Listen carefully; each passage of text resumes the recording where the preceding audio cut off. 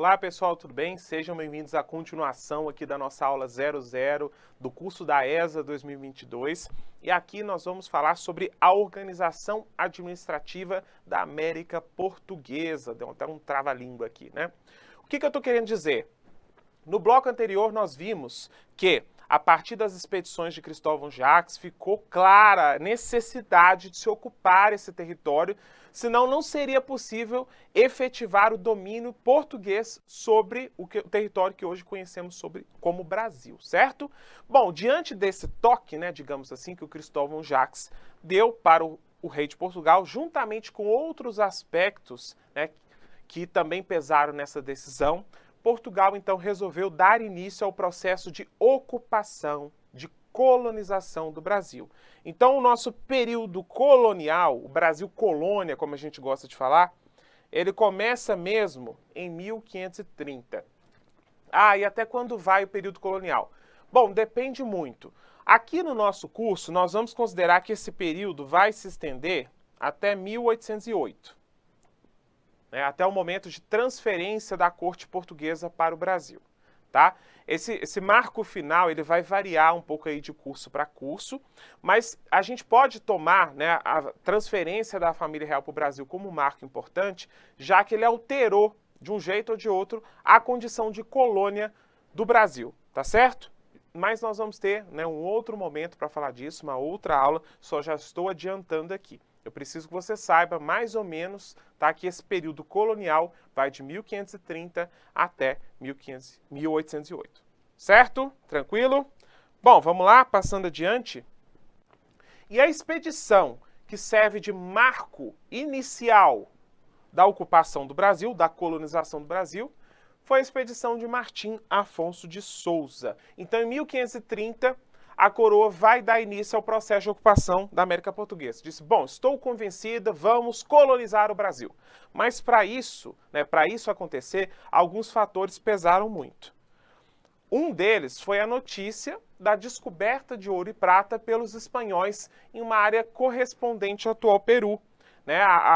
Portugal tinha o conhecimento, ou pelo menos acreditava, de que essa região onde foram encontradas minas de prata, ela era bem próxima da América Portuguesa. Então eles pensaram, bom, tá próximo ali, quem sabe eu não encontro prata, quem sabe eu não encontro ouro também ali naquele território. Então isso pesou bastante para que a coroa portuguesa buscasse ocupá-lo. Outra questão também que eu já comentei com vocês foi a intensificação da presença de estrangeiros, principalmente franceses. Então, nesse ponto, Portugal falou, bom, se a gente não ocupar, a gente vai perder esse território para outros invasores, para outros povos aqui europeus. Então, vamos dar início a efetivar o processo de ocupação para garantir mesmo a posse sobre o território. E outro ponto também que foi importantíssimo foi o declínio do comércio com as Índias. Se entre 1500 e 1530, mais ou menos, a Portugal se manteve suas atenções voltadas para o comércio, com as Índias, foi porque ali estavam os interesses econômicos maiores, ali estava a possibilidade maior de lucro. Só que quando vai chegando aqui em 1530, essas relações não estão sendo tão benéficas mais, para os portugueses, não. Diante disso, o Estado diz, bom, temos que arrumar então novas fontes de renda, novas fontes de arrecadação aqui para o Estado português. Quem sabe ali a gente não encontra alguma coisa. Quem sabe ali a gente não pode usar aquele território, as águas infinitas, a terra de bons ares que o Caminha descreveu, quem sabe a gente não usa ali para iniciar uma cultura lucrativa, algo que traga retorno econômico para o Estado português. Bom, então esses são os aspectos que pesaram para Portugal decidir dar início ao processo de colonização. E a expedição do Martim Afonso de Souza é que vai dar início a esse processo, porque ela vem para cá com os seguintes objetivos. Primeira coisa, ocupar a terra e dar início à exploração dos seus recursos. Então, Martim Afonso de Souza vai desembarcar aqui, vai ocupar alguma região e ali já vai buscar riquezas. Pode ser riqueza que já está ali, para o Brasil, por si só não está bastando mais. Vamos procurar novas riquezas, quem sabe não acha ouro, quem sabe não acha prata. E também é possível ali cultivar novas riquezas, se dedicar à cultura, à produção de novas riquezas. Ele também vem com o propósito de combater os invasores estrangeiros, né? Já comentamos por quê. Procurar metais preciosos, diante da notícia, né, que eu comentei com vocês de que havia sido descoberto minas nas proximidades ali do atual Peru, e também mapear o litoral, né, dos domínios portugueses na América, estabelecer mais marcos, né, geográficos, né, ter um conhecimento maior sobre o território mesmo. As expedições anteriores, né, do Gonçalo não estabeleceram todos os marcos, né, conhecer um pouco mais sobre essa região. Beleza? Continuando então. E aí essa expedição, né, ela vai, inclusive, ela se destaca aqui por alguns pontos, né? O Martim Afonso de Souza, ele traz consigo os primeiros trabalhadores, né, os primeiros instrumentos de cultivo da terra, ele introduz o gado no Brasil, né, os primeiros boizinhos que chegaram, foi ele que trouxe, né? Ele também introduz mudas de canas de açúcar no Brasil. É provável que ele tenha construído o primeiro engenho, né? Não se sabe ao certo, mas é provável que tenha sido ele. Então, né, foi uma expedição que buscou, de fato, ocupar o território, tá certo? Mas esse território, conhecido como América Portuguesa, ele é bastante extenso, né? Bastante extenso. Então, para ocupá-lo de fato, a gente precisa dividi-lo e distribuí-lo aí para incentivar a sua ocupação.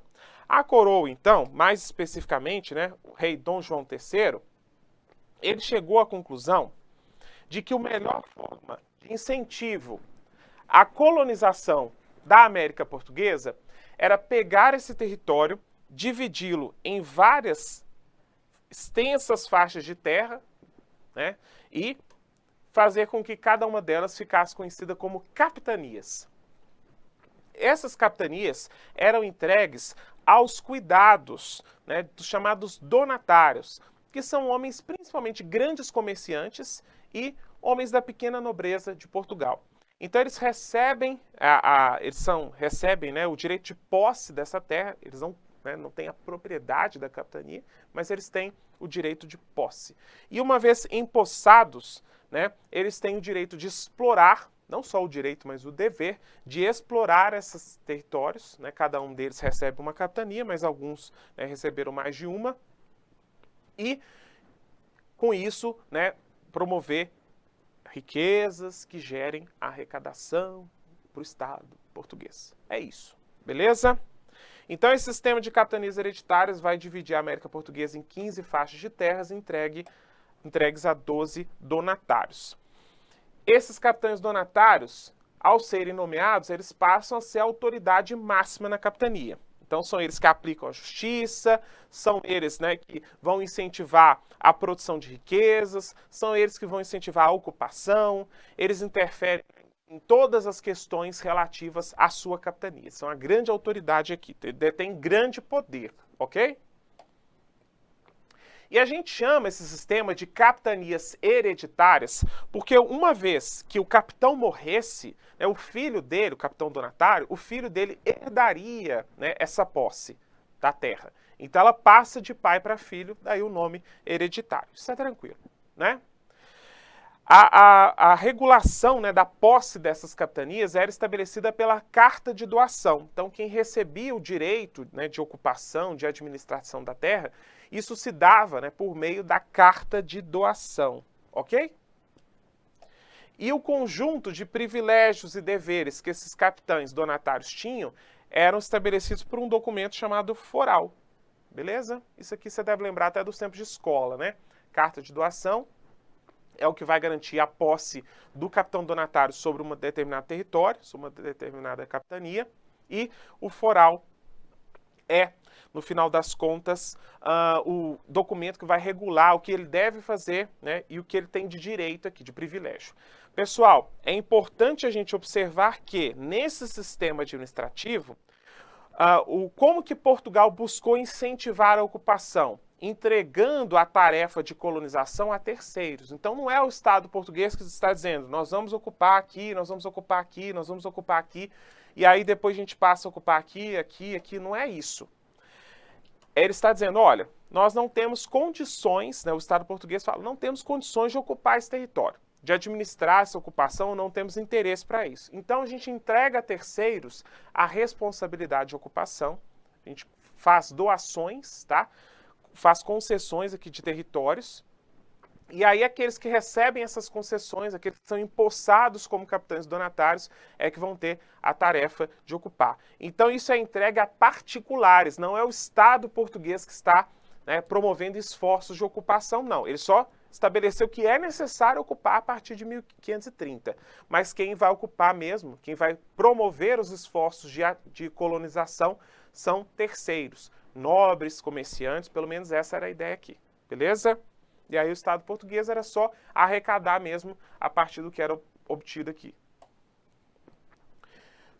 Uma coisa importante, quais são os direitos, né, e quais são os deveres dos capitães donatários. Dentre os direitos, a gente pode destacar a criação de vilas e distribuição de terras, sesmarias, a quem desejasse pudesse cultivá-las. Por quê? Esse capitão donatário, né, vamos pegar aí a capitania de Porto Alegre, né? Ele não tem condição, Porto Seguro, perdão. Ele não tem condição de ocupar toda a capitania de Porto Seguro.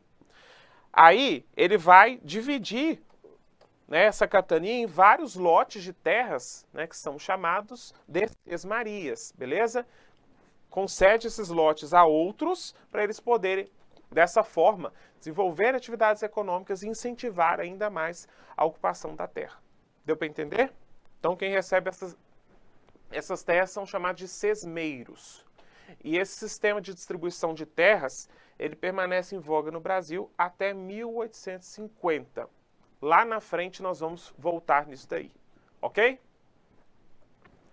Bom, além disso, ele é a grande autoridade da sua capitania, né? Ele que aplica a justiça, é ele que administra toda a capitania.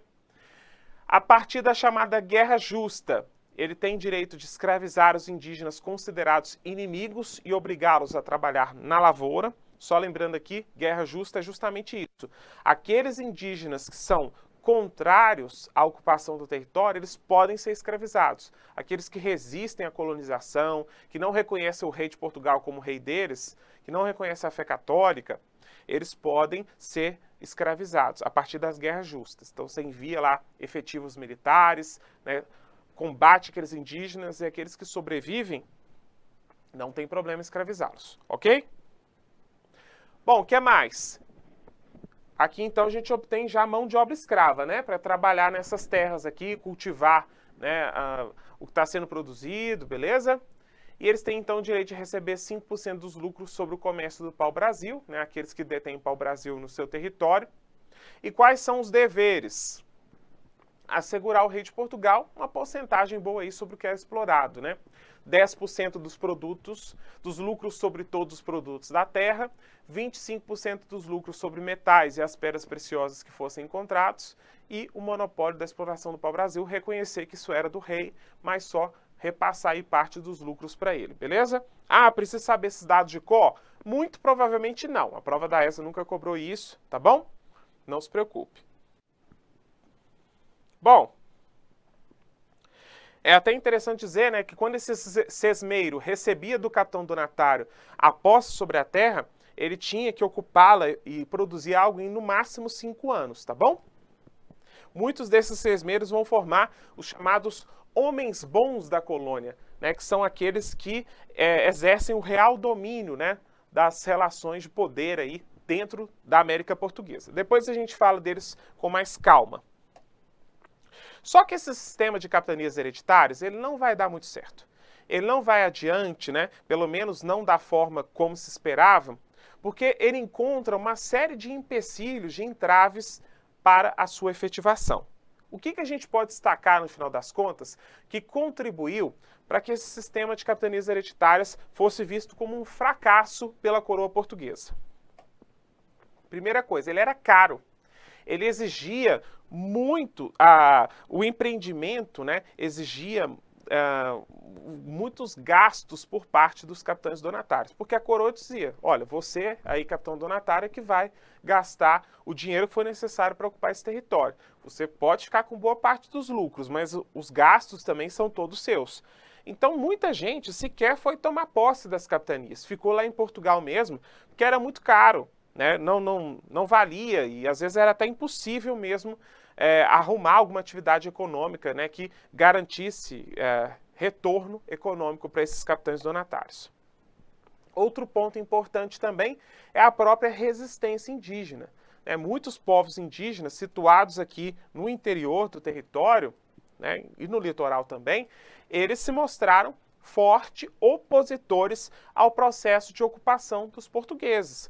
Se lá na Carta de Caminha, né, o Pero Vaz de Caminha, escrivão de Cabral, sugere que os indígenas foram pacíficos, aquilo foi um episódio. Muitos povos, né, em diversos momentos da história aqui do período colonial, vão enfrentar mesmo os portugueses e não vão aceitar o processo de colonização, beleza?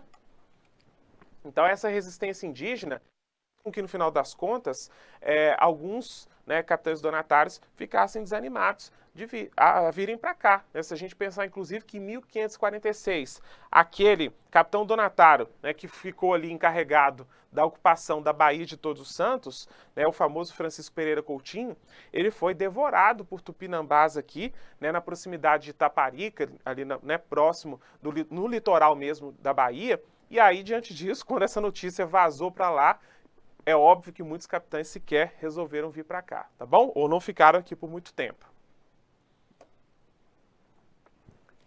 Bom, algumas capitanias, ainda que enfrentassem todas essas dificuldades, conseguiram prosperar, né? Que você certamente sabe quais são: Pernambuco e São Vicente. Essas duas são aquelas que mais prosperaram, justamente porque, no final das contas, se mostraram propícias ao cultivo da cana-de-açúcar. E por que o açúcar? Porque o açúcar já possuía um alto valor comercial no mercado europeu. Ao verificarem que o solo e o clima eram favoráveis ao cultivo desse gênero, né, tanto Pernambuco quanto a capitania de São Vicente, né, essa aqui liderada pelo próprio Martim Afonso de Souza, que a gente comentou antes, elas vão se dedicar aí ao cultivo do açúcar e com isso vão ser aquelas que vão prosperar efetivamente aqui nesses anos iniciais, tá? Com o passar do tempo também, o cultivo do açúcar se espalha para outras regiões, tá? Mas num primeiro momento é só Pernambuco e São Vicente. Em outras capitanias isso não foi possível, afinal de contas o solo é diferente, o clima é diferente, né? O clima aqui do Espírito Santo, de São Tomé, né, de São Vicente, não é o mesmo que o clima aqui do Maranhão, do Pará, que por sua vez não é o mesmo, né, aqui o clima e o solo, tá? Da capitania de Pernambuco. Então, com isso, né, não foi possível efetivar o cultivo da cana, pelo menos num primeiro momento, em todos esses territórios. Não só isso, né? O próprio acesso a algumas capitanias, né, a capitania do Maranhão, por exemplo, tinha um acesso dificílimo e, num primeiro momento, não foi possível ocupá-lo, tá certo? Então, para nós aqui interessa, não precisa saber a história de cada um dos capitães donatários, de maneira nenhuma, é só saber que São Vicente e Pernambuco foram aquelas que prosperaram num primeiro momento, graças ao cultivo da cana-de-açúcar. Nesse primeiro momento foram criados alguns povoamentos também, né? Como, por exemplo, em Porto Seguro, em Ilhéus, né, na capitania da Bahia, em São Vicente, tá? Aqui em São Vicente, né? Aqui na capitania da Bahia e tal. E uma coisa importante, tomem cuidado com isso. O fato, né, do sistema de capitanias hereditárias ter fracassado não significa que ele foi extinto de cara aqui. Ao contrário, né, ele permanece até 1759, ou seja, até o governo Pombal, e é só lá no século XVIII que ele vai ser extinto. Ele continua existindo mesmo tendo fracassado, beleza? Ué, mas se ele fracassou, significa então que o Estado português vai simplesmente dar de ombros, não vai fazer mais nada para ocupar esse território? Ao contrário, diante do fracasso do sistema de capitanias hereditárias, o Estado diz: agora eu preciso arregaçar as minhas mangas e dar início eu mesmo ao processo de ocupação. Né? Ninguém é melhor do que o próprio Estado português para estimular o processo de ocupação do Brasil. Beleza?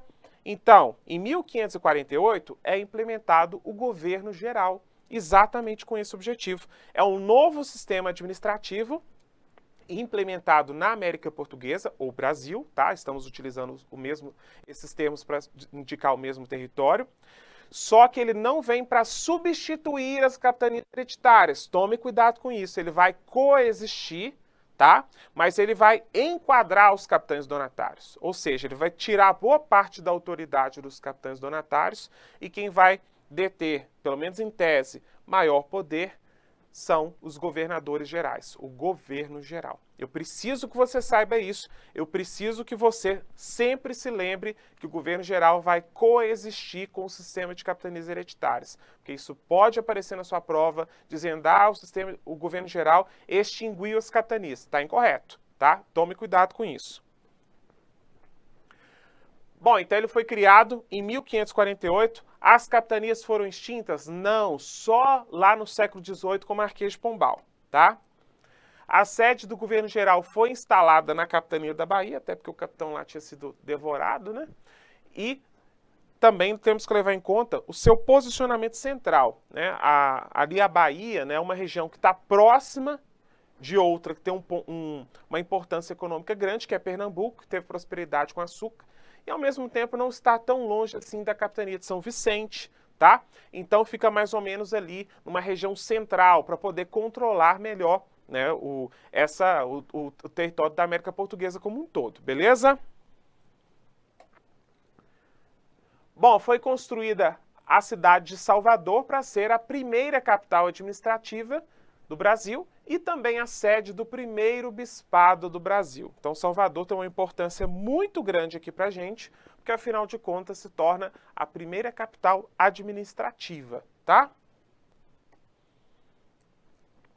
Bom, é interessante observarmos que, com esse processo de criação do governo geral, o Estado português toma as rédeas do processo de colonização e ele centraliza a administração da colônia. Então, se com as capitanias hereditárias, num primeiro momento, o Estado português deixou nas mãos de terceiros, né, os esforços em favor da ocupação do território, aqui ele diz o seguinte, bom, aquele sistema fracassou, né, temos capitães aí que não estão conseguindo ocupar o território, tem uns que nem vieram tomar posse, tem uns que não têm recursos suficientes para ocupá-lo, outros, né, estão exercendo um poder quase descomunal, aí a gente não sabe, não tem nem controle da sua autoridade, então para poder combater tudo isso, nós vamos então implementar um novo sistema de governo. E aí, o que esse governo geral faz? Centraliza a administração.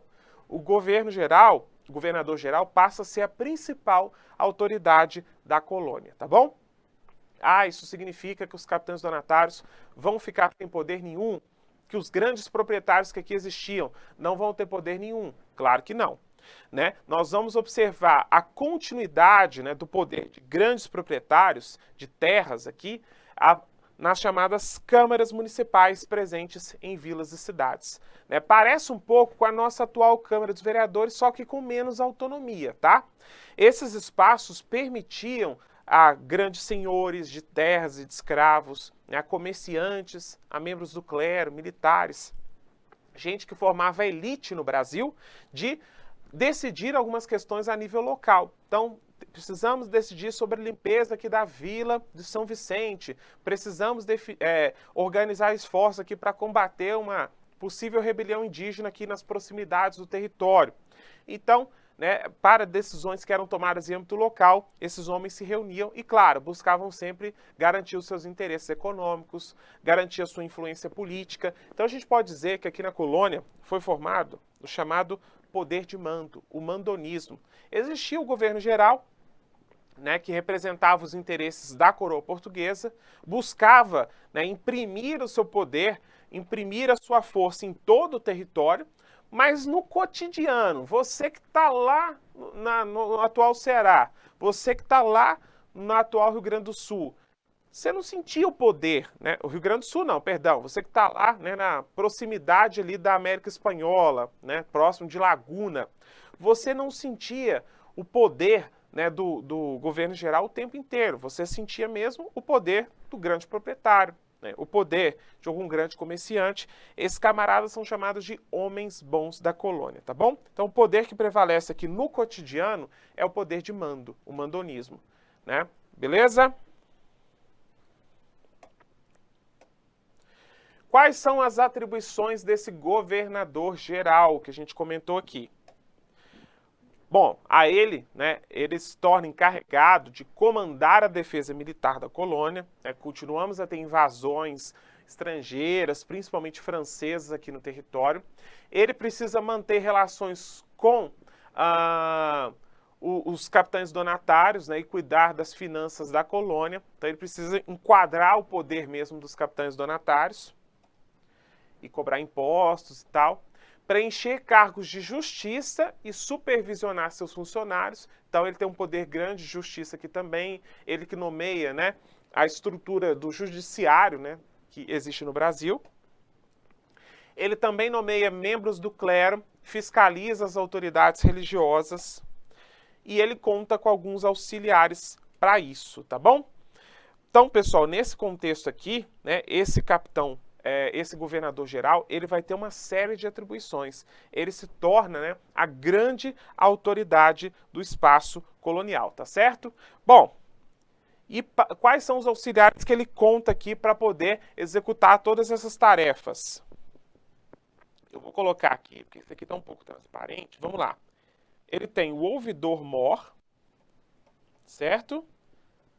Ouvidor-mor, que é o responsável pela aplicação da justiça. Inclusive, já foi tema de provas da ESA passadas, né? Ele tem o provedor-mor. Aqui ficou estranho, né? Ouvidor-mor. Certo? Responsável pela justiça. Beleza? Ele tem o provedor-mor, responsável pelas finanças. E ele tem também o capitão-mor, responsável pela defesa militar do litoral, ok? Então, defesa militar. Estou colocando aqui de novo, porque saiu um pouco difícil de ler aí, né? Na beirinha. Então, esses são os auxiliares do governador-geral. Perdão aí pela pintura rupestre, né? Como vocês já podem observar, já vão se acostumando com a letra do seu professor, que é a pior possível, tá certo? Qualquer coisa eu vou esclarecendo aqui, vou lendo tudo que eu escrever para não gerar qualquer tipo de equívoco. Bom, é importante que você saiba, né, esses nomes aqui, as atribuições, porque isso já caiu na prova da ESA, e inclusive mais de uma vez. O ouvidor-mor já foi cobrado 2 vezes, né? Então, o ouvidor-mor é responsável pela aplicação da justiça, o poder judiciário, né, que atua na América Portuguesa. O provedor-mor responsável pelas finanças e o capitão-mor pela defesa militar. É só isso, beleza? Então, para fazer com que tudo isso seja possível, ele precisa contar com esses auxiliares aqui. Tranquilo? Bom, então ele vai submeter o poder dos capitães donatários, né, a esses indivíduos, e nós temos vários governadores gerais ao longo da história, né, mas você só precisa saber os 3 primeiros. Quais foram eles? Vamos ver aqui juntos. O primeiro governador geral, né, que vai inclusive criar a sede administrativa do Brasil, foi o Tomé de Souza. Então o primeiro governo geral teve ele à frente. Ele foi o encarregado, como eu acabei de dizer para vocês, da fundação de Salvador. Ele também buscou incentivar o cultivo da cana-de-açúcar, afinal de contas, era um produto que estava, né, dando muito lucro para aqueles que se dedicavam ao seu cultivo, né? Ele tinha um alto valor comercial no mercado europeu, naquele contexto. Também buscou organizar expedições em busca de ouro e prata. Também foi o responsável por incentivar a vinda de missões jesuíticas, né, da chegada dos primeiros padres jesuítas, tendo à frente aí o jesuíta Manuel de Nóbrega, da Nóbrega, né? Logo em seguida ao governo dele, nós tivemos o segundo governo geral, do Duarte da Costa. Esse governo foi o governo mais desastroso desses 3 primeiros aqui, né? Pensar em Duarte da Costa tem que pensar em fracasso, porque no final das contas, durante o governo dele, os franceses conseguiram fundar uma colônia no Brasil, na Baía de Guanabara, a chamada França Antártica, tá certo? Aqui é um reforço da atividade jesuítica, né, com a chegada do padre José de Anchieta, então mais religiosos vieram para cá, só que há conflitos muito grandes envolvendo o Duarte da Costa e os religiosos. Para começar, o bispo do Brasil, que é nomeado aqui, né, um deles, que é o bispo Sardinha, né, era um indivíduo extremamente corrupto, né, e que teve conflitos aí com o governador, né, vários conflitos, termina a vida de maneira trágica aqui no Brasil, né, o navio dele sofre um naufrágio e ele acaba sendo devorado por indígenas antropófagos, tá certo? Ele também teve conflitos com os jesuítas mesmo, que o acusavam de ser omisso à escravidão dos indígenas, tá? Depois a gente vai falar um pouquinho sobre os conflitos entre colonos e indígenas e jesuítas acerca da escravização dos índios. Para os jesuítas, o governador não se dedicava, né, ao combate à escravidão ilegal dos indígenas. Ele achava que ele era omisso. Então esses impasses aí também fizeram com que ele sofresse grande resistência de religiosos, além de também não ser visto com bons olhos, né, por Portugal, por permitir que a Baía de Guanabara fosse tomada, né, por invasores franceses, tá bom? Então, pensou em Duarte da Costa, tem que pensar em desastre, fracasso. Fracasso. Certo? E o último aqui que nos interessa, tivemos vários outros depois, mas eles não vêm ao caso aqui, foi o governo do Mendes Sá, né, que vai ser o responsável pela expulsão dos franceses do Rio de Janeiro, pelo combate à França Antártica, né, a tentativa de colônia deles, e por lutar contra várias rebeliões indígenas aqui, sobretudo a chamada Confederação dos Tamoios. Beleza? Tranquilo? Bom, pessoal, então, né, eu preciso que você saiba essas principais características. Isso já caiu algumas vezes na prova da ESA, então é importante aí para você. Beleza? Isso aqui é muito importante também. Então, tente fazer um esforço aqui para lembrar dos principais pontos. O que foi essa França Antártica, né? O que foram essas tentativas dos franceses de ocupar territórios? Então, mais do que só explorar o pau-brasil, em dois momentos, né, a França buscou formar uma colônia aqui nesse território que a gente conhecia como América Portuguesa. Beleza? Quais foram essas tentativas dos franceses? A primeira delas é a chamada França Antártica. Essa França Antártica foi o quê? Foi o momento em que os franceses invadiram a América Portuguesa, fundaram um forte chamado Coligny, né? E ali, na região da Baía de Guanabara, atual Rio de Janeiro. Não durou muito tempo, durou 5 anos, né? Começa durante o governo do Duarte da Costa e se estende até o governo do Mendes Sá, e esse vai ser o responsável pela expulsão dos franceses, tá bom? Depois que eles são expulsos, né, é fundado pelos portugueses ali na região a cidade de São Sebastião do Rio de Janeiro, em 1565, tá bom? Algum tempo depois, novamente os franceses tentaram obter uma nova colônia, dessa vez localizada na região do Maranhão. Em 1612, um camarada chamado Daniel de Latouche, ele vai comandar uma expedição que vai ser responsável pela fundação da cidade de São Luís, tá bom?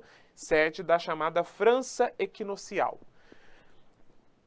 Esse empreendimento vai durar ainda menos, né? Não dura muito tempo aí, de 1612 a 1615, né? Isso não é muito tempo.